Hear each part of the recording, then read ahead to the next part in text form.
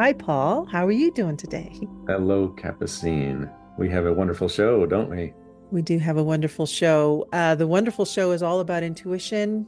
And when I say all about, really, it's just a little bit because there's so much to cover.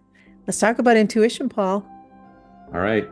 Intuitive technology. Let's do it.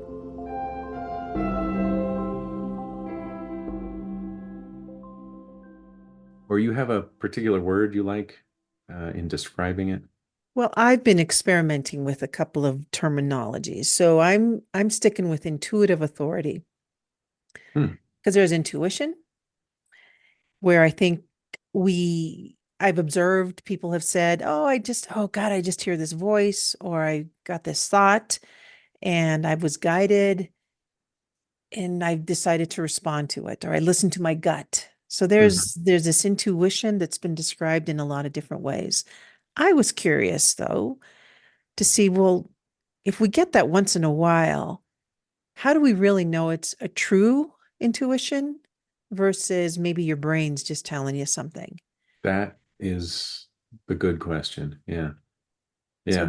then I went with then let's call it intuitive authority because usually when you follow something and you've got some pretty good evidence, a lot of experience that backs up, gosh, when I listen to or I respond to something like this, I've got a pretty good track record. So there's some authority to this Oh, intuition. yeah. And then you can rely on it. You Like can if rely it's on if it. it's an established um, tool that you can use over and over and it serves you well, then yeah, you could call it Yeah. a useful authority inside of you. And someone asked me the question, so what's the difference when you hear a voice? Do you hear a voice? Hmm. So let's talk about that, Paul. Is there a difference between brain chatter, thoughts that are constantly running through your head Yeah. versus intuition? What are your thoughts about that? I think there's definitely a difference in levels of thought, I would call it. Like you can have everyday chatter thoughts about things and stuff going on in your life. And then once in a while, you might have this pause in thinking, and this great idea comes in. It just lands on you. Mhm. Like oftentimes in the shower, I hear people saying, I was in the shower and this idea just came to me. And I think that's your flash of intuition right there. There's a different mode of operation that's going on there. And we tend to really like it. And or you get those flashes of deja vu, and we like those. We intrinsically admire when that happens in business, when somebody has this intuitive flash and we need to make this product and we need to go this direction, then they're usually rewarded for that kind of intuitive flash. Yeah, So it has it's a important, but it's a little slippery to define and delineate and also cause. I think people just sort of hope that it happens or try to get themselves into a mood so that it happens. But we're going to talk later on about how to be more causal with intuition and be more of a, yeah, I hate to say in charge of it, but more like you can invite it. yeah, Right. a channel Yeah. of it, a receiver of it. I Hmm. call it a partnership with it. Like it's so fluid that Yeah. it Yeah. just becomes so much a part of it's just very natural fluidity. It's like water that's just coming through, and you can, in the water, that intuition that comes through, let's call it water, but when it comes through, it just has a purity to it. I mean, it feels right, it sounds right, it resonates with the entire body. And I'll always say to myself, wow, that was a good idea. I'm going to go with that. Yep, that's what I'm going to do. It's immediately, I can synthesize what the difference is from a brain idea or an intellectual idea or an ego driven idea versus something that's coming through, filtering through, and it's like, yep, that's what's going to happen. That's the one I'm going to follow. Yeah. I think ultimately it doesn't have to be pure. I think any degree of that deeper intuitive trickle or rushing river of truth that happens to make it through, I think that's useful and it's valuable. So Yes. even if it is a little bit clouded with ego or a little bit clouded with brain chatter, or if it's a little clouded with beliefs and attitudes, it's still useful and it's still a little bit deeper. It's still a little bit more pure. And um, that's why we tend to go with those. It's a good point, Paul. That's a good point. I'm glad you clarified that. Um, yeah, I totally agree with that. So what is it then? Yeah, what is What it? is this? I know we've played around with, we have technology, we have physical software technology that operates our lives, our phones, our computers. Why are we going to also call it intuitive technology? We call it intuitive authority, we call it intuitive technology. Do you want to get into Yeah. that process? Yes. That's a good analogy, actually, using the computer analogy, because you can have the best computer sitting on your desk, and if you don't know how to operate it, you're going to only use maybe email or you might be able to hack your way around into it just a little bit and use just a few functions of it. But we all have this amazing computer in the brain, and we also have these bodies that sense um, in these amazing degrees of sensory detail. And then we also have minds that integrate with the body and the brain. And then we have spirit and soul, and we have all of these levels of consciousness and awareness, and they're all together. They're all woven together into this package that we call us or me. And we can sense and we can communicate and we can receive on so many different channels because of these different layers of usness. And unfortunately, I think a lot of us just get comfortable with a couple of layers of that, like just the email layer, or maybe just the surf the internet layer of this analogy. Mm, There's yeah. so much more that we can do with this supercomputer. There's so many more ways that we can use this technology of these receiving instruments and these transmitting instruments. So this intuition, I think you got pretty close, as far as I can tell, with that river analogy. That there is a kind of a river of consciousness that we can tap into, or we can pull over our boats and park on the side of the river and watch the river. It's really our choice in that way to participate in this river and travel on this river, or watch the river and watch other people go by on this river of consciousness, this river of knowledge and wisdom and truth that's flowing at all times. So let's talk characteristics. I'm going to ask you a question because I bet everyone who's listening has someone in mind, Mm-hmm. has either met someone or has seen someone, whether it's on TV, heard them. But think of someone that you have heard, seen, or know, and answer these questions. Hmm. It, does that person do they have a quality about them that speaks from wisdom, or do they say things, or do they behave in a manner that has like a universalness to it, like they can relate to a lot of people, they can make sense out of something that's complicated and bring it down in a simple format. Mm-hmm. I just think of all these characteristics of people that I can conjure up, and they all have these similar qualities that they may seem otherworldly, but in reality, they really have a way of connecting to something that has a tinge of comfort to it. I mean, Hmm. it resonates. It has comfort. It resonates as, huh, I never thought of that. Or, huh, I trust what you're saying. I may not understand it, but I trust it. Yeah. Um, or or sometimes maybe you go to someone that you want some guidance from, because they'll always give you something that's always has a level of honesty, directness. They push your thinking to think a little bit more deeply and to reflect.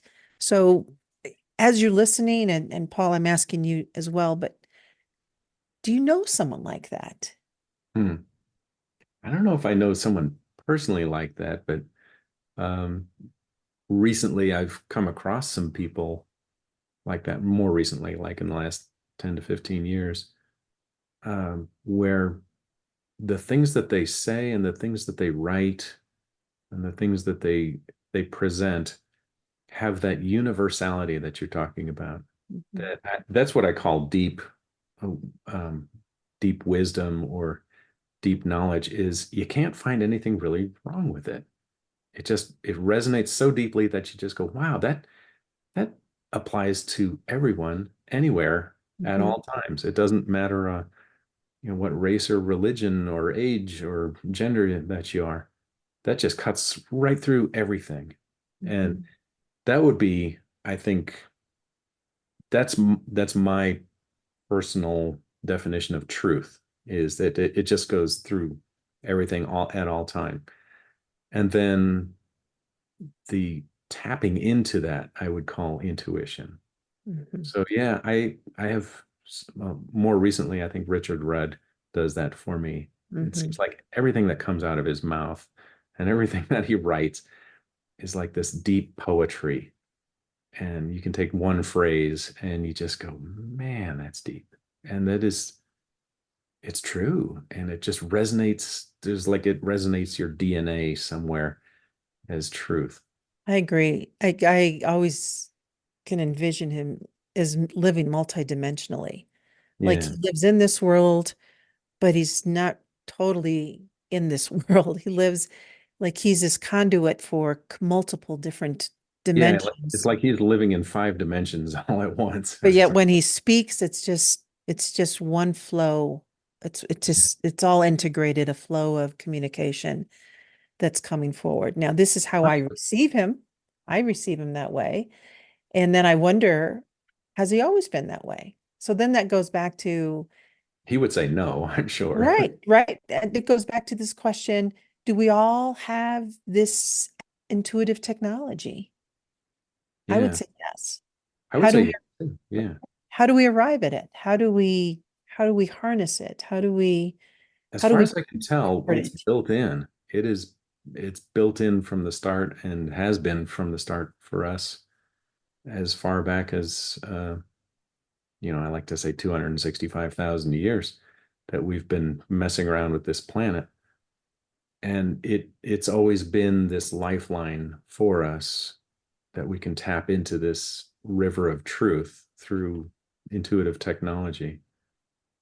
And we've had many examples of that in cultures throughout time and space.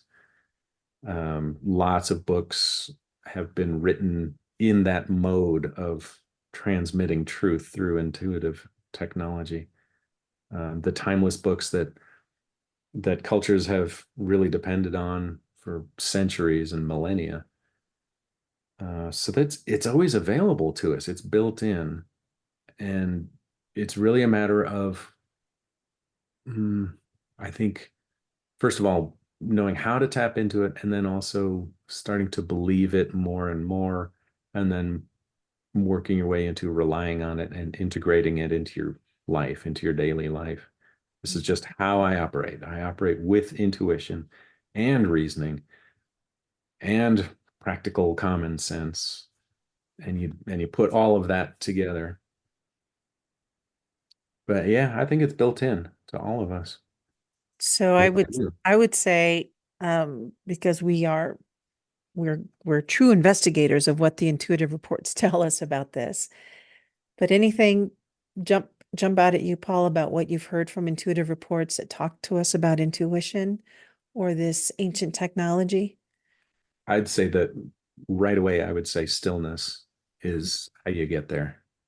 There has to be a level, like a base level of quietness in the mind to start to tap into this river. Other than that, if that isn't there, I think we tend to start believing memory and start leaning into uh, cultural programming and just beliefs that have lodged themselves in our brains, and we just keep cycling those beliefs over and over. That's the But brain chatter. yeah, if we can quiet that brain chatter down, if we can quiet the cultural programming and personal programming or familial programming down just enough, we can start hearing the sound of the river in the background Mhm. that's been flowing the entire time, and then you can splash around in that. Mhm. Yeah, because we do get sidetracked. You mentioned earlier about being sidetracked by some of our senses. Yeah, Um, but again, our senses are all tapped into our body. So again, I think there's a wonderful gift that we can give ourselves by challenging ourselves to refine how our senses are really communicating with us versus sometimes how they distract us. You know, yeah. it's being Well, enamored by the glitz or the glamour of what someone said, or intellectually what you've heard, or, yeah, someone doing something really cool and gimmicky. I call it gimmicky, but it's like, oh, wow, how'd you do that? I mean, our mind can take us so many different places. It can distract us. However, it's also a good challenge to say, wait a minute, let me reel myself back and say, what part of that am I being pulled by or intrigues me? So there's hmm, always something there. I think that's another question of insight or intuition. When there's a question that arises that is going to glean more information about something that'll lead you in a direction that's really insightful. yeah. Um, Well, you know the difference between asking a question in your mind and trying to answer it, and asking a question in your mind and just waiting yeah, to see what yep, happens. that's right. So it's a subtle difference, but it's a really important difference. Mhm. If you ask yourself a question like, why do I always do this? Your mind will automatically start clicking into trying to solve that question for you. Mhm. But if if you practice, just a bare minimum of discipline and be able to just hold the thinking for a little while at bay, there's a different kind of voice or a different kind of suggestion that will arrive. And that's that universal kind of truth that will land in that space. I think it's crucial, though, to create that space for it to arrive. There's a couple of examples about that. I was sitting with a group of people, and there was one particular person who was almost like asking rapid fire questions, like rapid fire questions. And then there was another person that was asking questions, and that person was waiting for an answer, just sitting listening. Hmm. And it was so fun for me to observe how one mind was just so fast and already Hmm. had answers and already had figured it out. And the other one was Yeah. receptively like, I got to wait for this. And so I'm aware of both minds and their level of activity versus the level of receptivity. Hmm. How do I answer this? Because I still want to be able to give an answer to both minds, but really I'm wanting to give an answer to where everyone is ready to listen to whatever they're really asking for. Not that I've got the answer, but I've got something that can help lead them to the questions they really want to ask. Yeah. And it also reminds me of other examples of talk shows where you've got some talk show hosts where, or even if they're not a talk show, it's a morning news radio, you've got people that are interviewing people. Yeah. Yeah. And boy, they're either someone's talking in their ear and giving them these rapid fire questions, but they're not really creating the space to listen for an answer. So just even in your own life, watch how people ask questions, for what purpose. And sometimes we need to do that back and forth very quickly. And sometimes there's a time where you just create a space where you can receive, you can contemplate. It's Mhm. both are important because we function in this world as humans, but that's another example of how I would recommend people to give themselves some time to pay attention to both ways and what each one of those can give you. Yeah. We talked a little bit before we started the show that about ways of knowing your thoughts and how crucial it is to be able to detect when you're doing this rapid fire questioning and when you're actually waiting, or are you just pausing long enough for them to finish their question and then you're diving in with your opinion about their question. And Mhm. yeah, the busyness of the mind. And I think one of the problems is that it's fun to think, Mhm. and it's fun to have opinions, and it's Yeah. fun to judge things. Yep. It's just kind of fun Yeah. and especially when you're with another person, you can do this rapid fire zing, zing, zing, zing, zing back and forth. It's kind of fun and it feels fun in your brain. Mhm. However, that's not necessarily tapping into that deep river of truth through intuition that we're talking about. Yeah. Um, and it definitely doesn't lend itself to things like um, tapping into telepathy between people. The busier your mind, the harder it is to feel and sense that telepathy, the different technologies that we have available to us.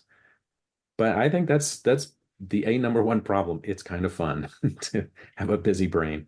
And And therefore we become enamored with it, yeah, right? I have a And lot then of we be students that don't want to slow down. They and then just and then we become attached to it. yeah, and then you start identifying as that. Well, I'm just, I've just got this really busy brain. I've just got this really active brain, and I really like thinking, and I really like talking, and I talk all the time, and I'm really busy about talking and about Mhm. thinking. And, oh, that reminds me of another thing, and you just go on and on and on. Mhm. The other person like, oh my God, Ooh, take a break here and Right. do a little bit of pausing, and So you can what? feel the energy level rise. Even when I was just doing that example, I got my energy. I felt my energy going up, up, up, up, up, Yeah. up, up. And it's entertaining, Paul. You entertain me as I'm watching Be you. entertaining too. Right. And It's very entertaining. But yeah, so then for me, it's another question, which is, so why at this point in our human evolution, why especially now is it important to give some um, attuned attention to understanding and harnessing the intuition? Why is it so important now? And then we can mhm. also talk about giving some examples of ways to nurture that part. Yeah. Ooh, that's a good question. Why is it? Why not just have chatter, chatter in your mind? And Mhm. Mhm. I would probably go back to that example of uh, business or maybe architecture or design or art and say the coolest, bestest things that have come about have come from tapping into that river of truth, that Mhm. universality. I think Mm. that's when somebody goes, wow, Mm. what a design, or wow, what a piece of art that is, or Mm. that's a brilliant business strategy or move or invention. It's those pockets of brilliance we associate with intuition. It Mhm. might be music, just divinely inspired music that you hear and you just go, oh my God, how do they come up with this? It's Mhm. amazing. So we have a built-in mechanism of appreciation of beauty and of form and order and design. And when we tap into this intuitive river, we can present something like that and other people appreciate it, and there's a built-in valuing of this intuitive um, presentation, whether it's art, music, or business or invention. I think it's kind of built in that we value it. I don't think we have to really choose to value it. I think we already do value it when it comes across. Yeah. And those examples that you gave also can spark something else in someone else to Yeah, then, it can inspire. Yeah, yeah, do something. that's true. Yeah, a really good presentation of intuition inspires someone else's intuition, and you can feed off each other and Mhm. develop a whole culture of divinely inspired art or music, or even a political state could be divinely inspired.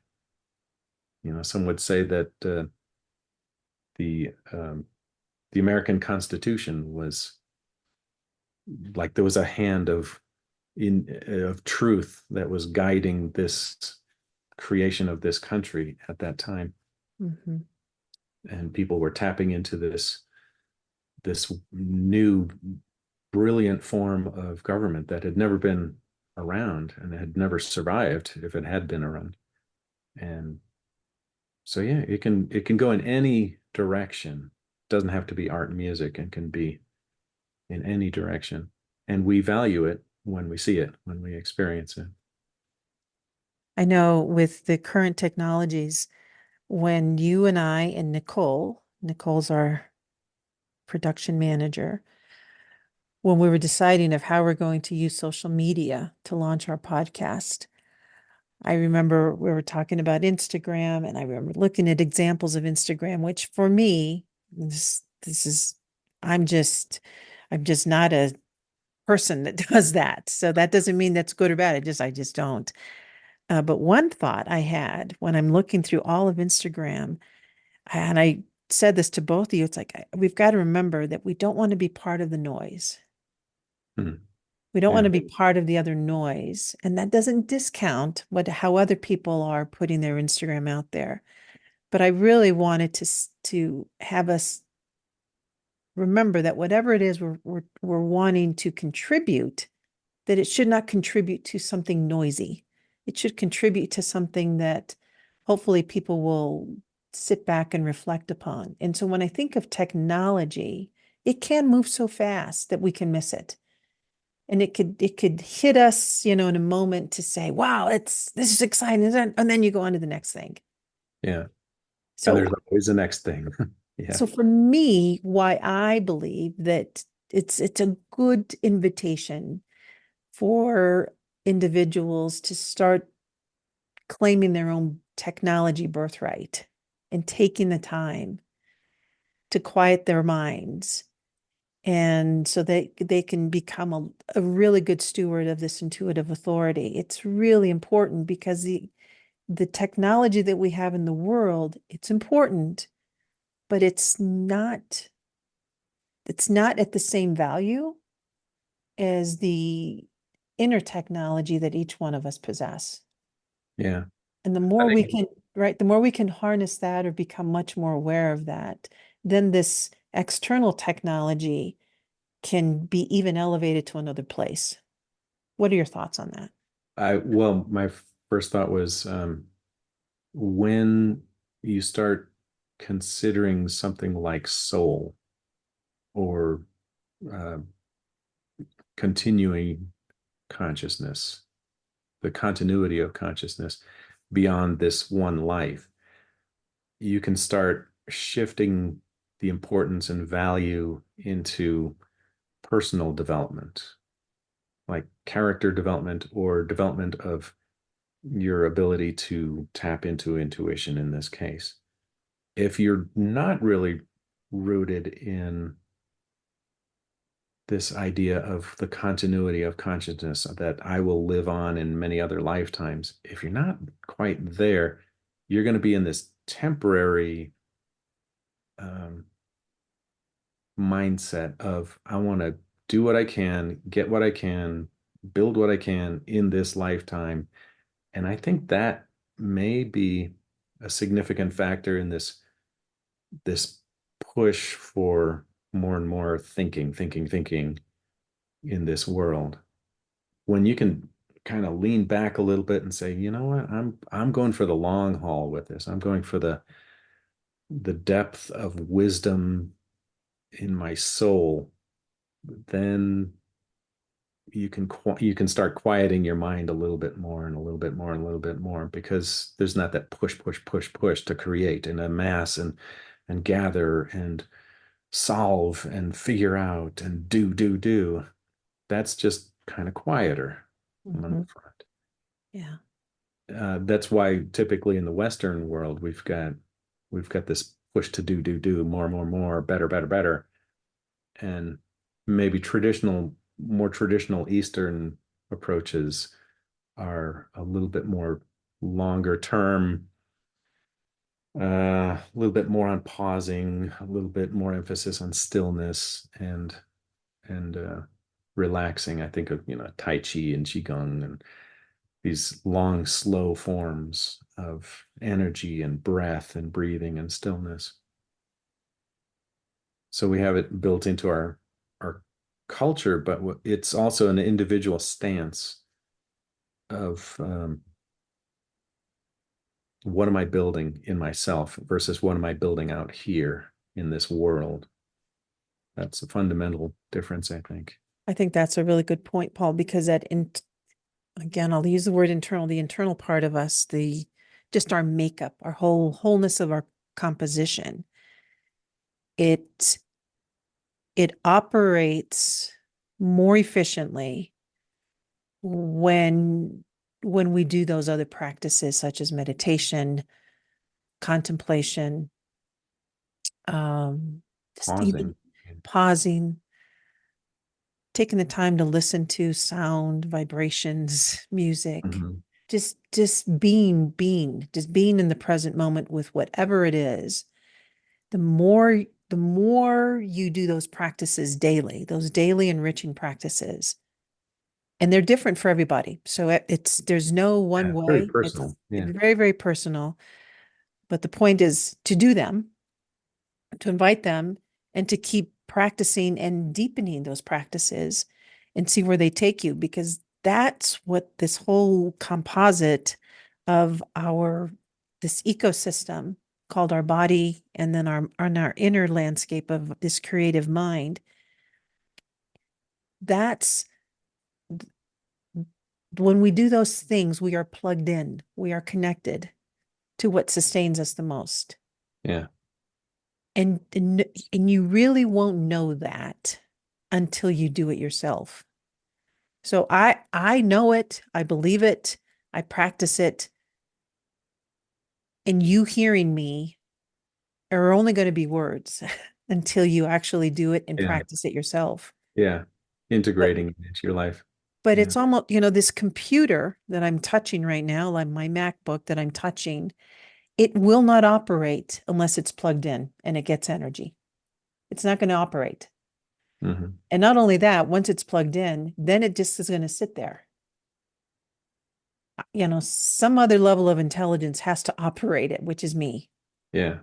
So, but it's got all of the things, all the good nuggets of innards and mechanisms already in there, but it's really waiting, patiently waiting For an intelligent guidance. for Yeah.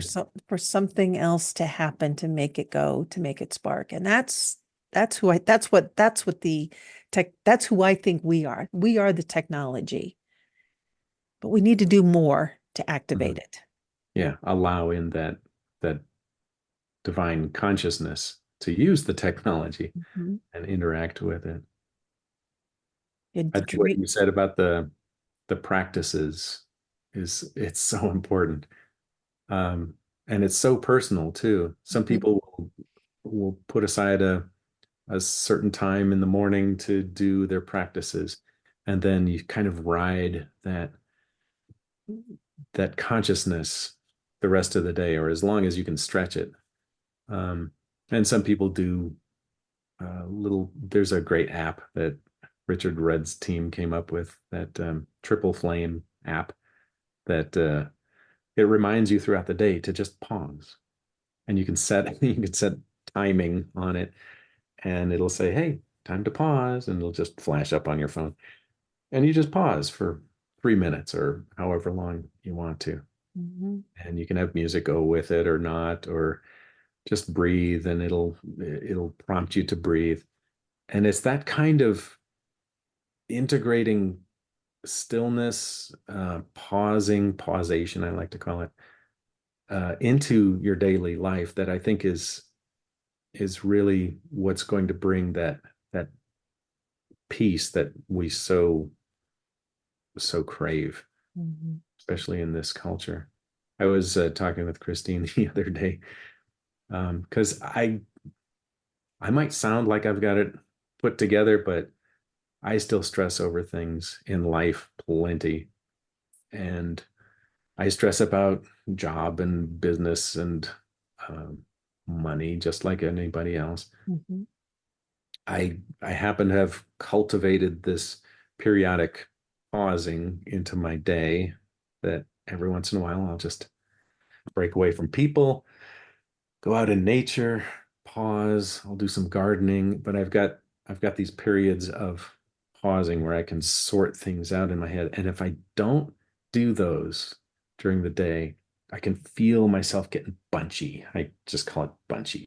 I get kind of clustered with this cloud of to-dos and shoulds and must-haves and got to get this thing done. And it just gets really tense and tight. And breathing helps, always breathing. Um, but recently I was talking with her and I said, I came to this conclusion that the one of the most relaxing things for me to let go of that bunchiness is the idea that I'm not from around here. I'm not from here. I'm not from this physical world with all of these things to do and things to finish and stuff to consider and reason through and figure out and figure out and figure out. This is not my world. My world is much deeper inside. That's my home base. Mhm. And that little reminder in the day helps me find my home base and and pull myself up out of this morass of stuff to do and busyness. Paul, that's such Everybody's a going to develop something like that to lift themselves up out of the bunchiness. well, that's such a good gosh, you said so much there that it reminded me of a couple of things. Reminded me of a couple of the reports that we've already discussed, but other reports that we haven't discussed. But it talks about this word pressure. Yeah, Just the pressure that it's like the body feels it, whether you're thinking too much or you're anxious about something or you're trying to solve whatever it is. Pressure is a good word for it. Whatever it does to the body, it's just pressure. And then that pressure in one of these intuitive reports, it talked about the pressure became so tight, like you became so compressed.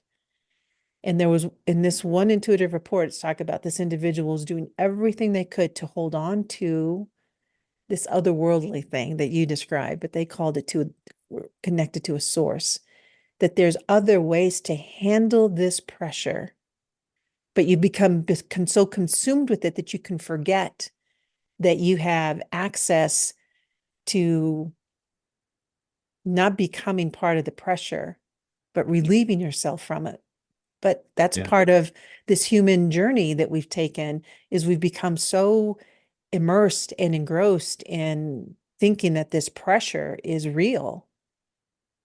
But really, in reality, there are ways to learn how not to allow it to overcome you. yeah. I like the symbol of the figure eight, and we've talked about this before. Um, but a vertical figure eight, so it looks like an eight.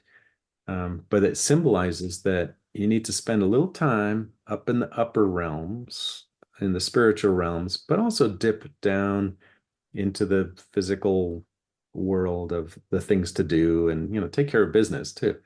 Take care of your responsibilities in life, in the world, and then travel back up into the upper realms of intuition and truth and wisdom and clarity, and then back down into the world. And I think that point right in the middle of the eight, that's the pausing point right there. Mhm. Like Yeah. that would be the ideal place to be, is at the inflection point of this figure eight, where you're both in the world but not of this world. You're right smack in the balance point, right in the center of the propeller, that goes buzzing around. Yeah, that we've used the word before, but that that describes to me living multidimensionally, Yeah, living in multi dimensions yeah, at the same time. at the Yeah. same time. Yeah. Yep. That's what that reminds me of. Well, the other things that help me would be dreams. Dreams are really important. Yes, yes. Again, because I'm an early riser, but there are times when I wake up super early, like at 2:30 or 3 in the morning. And I just so love that quiet time. Like I really relish it. And for me, it's this space of non-noisiness. But it's also interesting because I'm able to capture, receive a lot of other insights. But even though it's my physical time period, I also know that other people at another time, around the world, some of them are wide awake. So I can still receive frequencies or Mm, noises from mm, other people. And some people are also in the dream state, a nighttime dream state. yeah.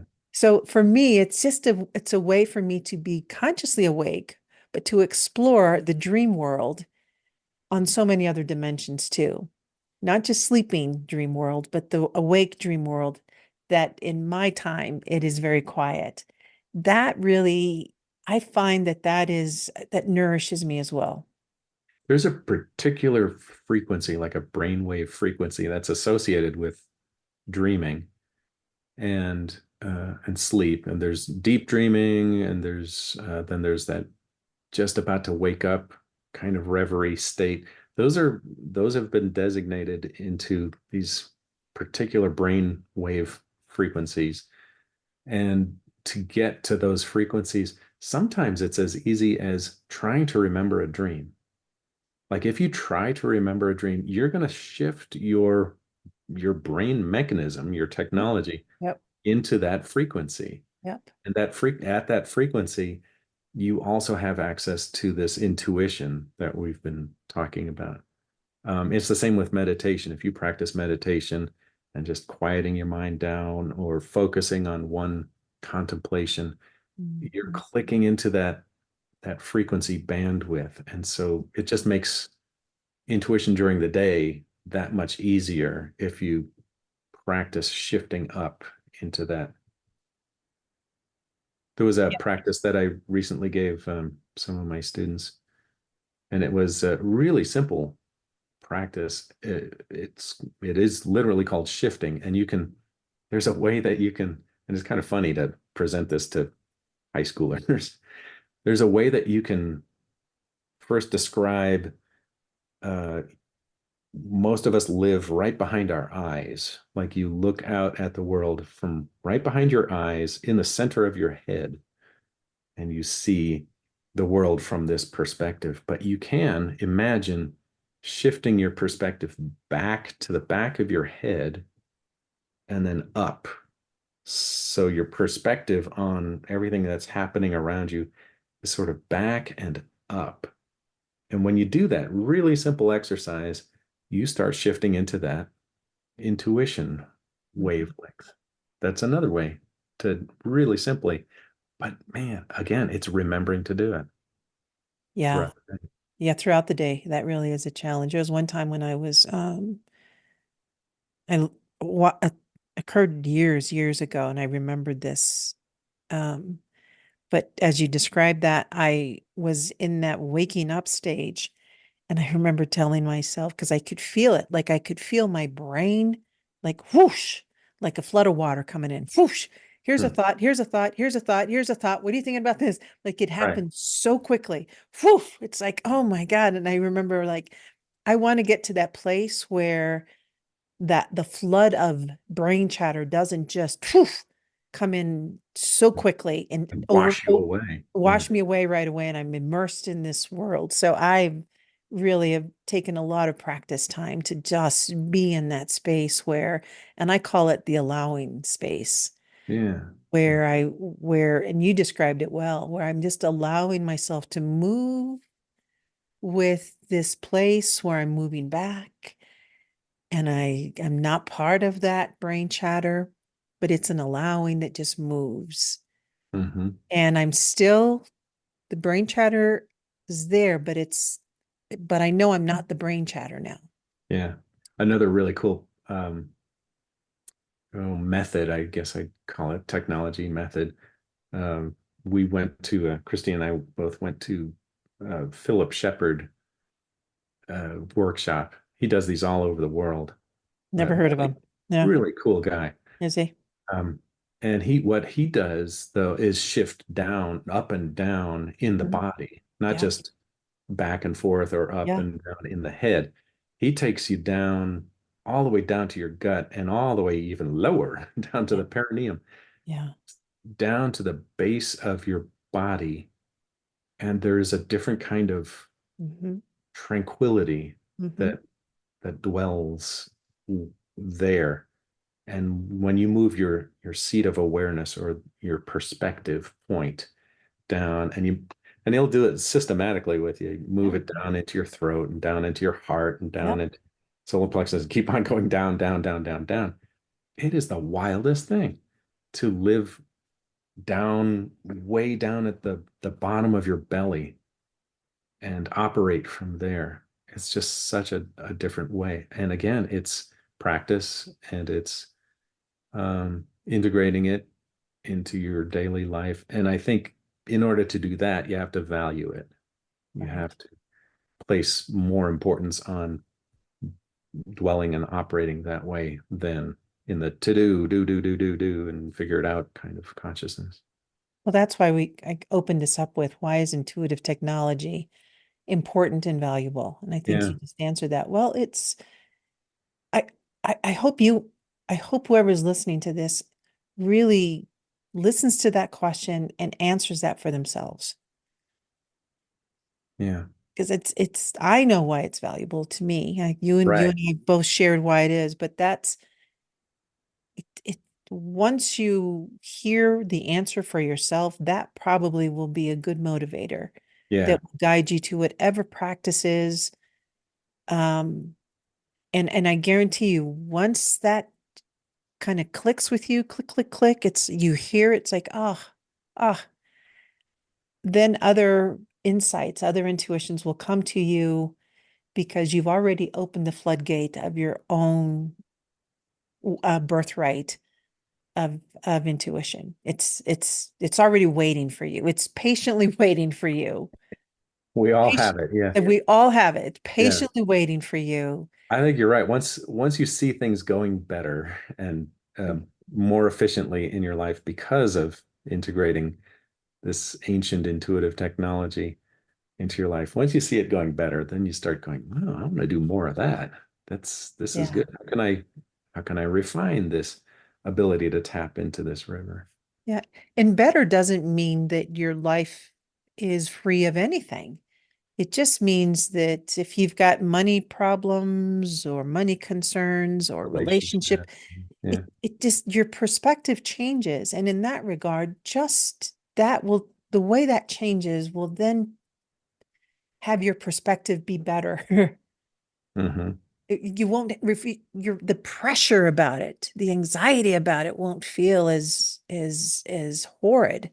Yeah. Not It quite as punchy. you'll be a lot more relaxed about it, not resolved. It's almost like you're okay to keep going through this courtship of whatever it is upon you because you're a lot more relaxed and open. Hmm. And trust takes another level of insight. I mean, that word trust becomes even more so significant to your decision making, your well-being. It takes on another level. Yeah. It's like there's another guidance system that is with your reasoning system that you all already are well aware of and use already. But there's another guidance system that works in tandem, in partnership Yeah, with your very familiar systems. that's good. In Why partnership. not? You know? That's a really good in partnership. You are not alone. Yeah. And once you really deeply recognize that, and people from different faiths can call it something when you're walking with Jesus, or I don't even want to put words to it because it's whatever works for you in terms of naming it, that's okay.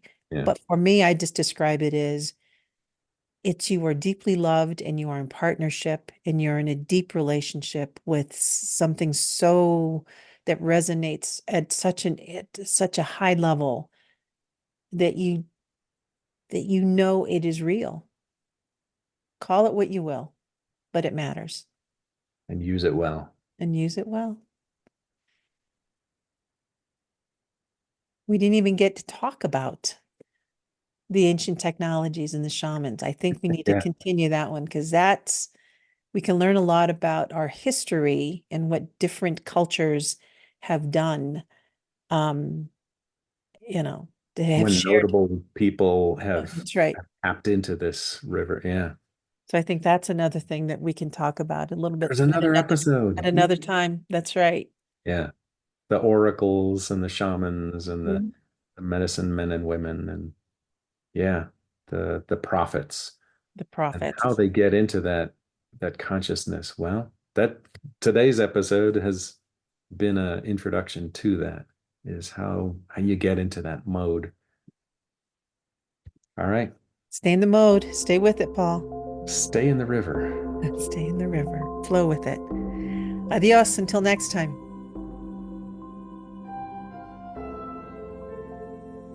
Once Upon a Quantum Leap is for your reference only. This podcast and the material is intended solely as educational information and should not be used for diagnosis or treatment of any health problem, financial, or legal advice.